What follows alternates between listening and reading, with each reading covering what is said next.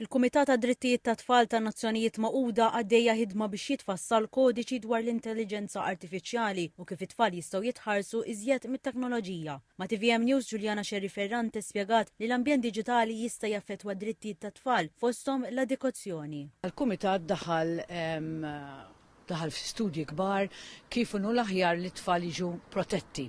Għax aħna rridu naħdmu sma fuq prevention, għax inti għal xej għandek it-tfal għandhom dritt ta' aċċess ta' informazzjoni, iżda aħna rridu nifhmu li hemm informazzjoni tajba u hemm informazzjoni wkoll ħażina. Dr. Xerri Ferrante l-ewwel Maltija eletta f'dan il-Kumitat jiġi eletta f'Mejju 2024 wara li saret elezzjoni fi New York.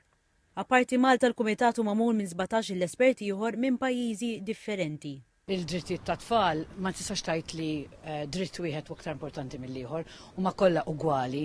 Iżda jiena dejjem insostni li d-dritt tal-edukazzjoni hija dritt fundamentali u għalfejn.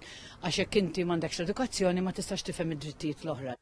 Temmet li minkejja differenzi fil-kulturi l-opinjonijiet tal-esperti fil-Kumitat fil-quċċata tal-aġenda jibqa' l-aħjar interess tat-tfal.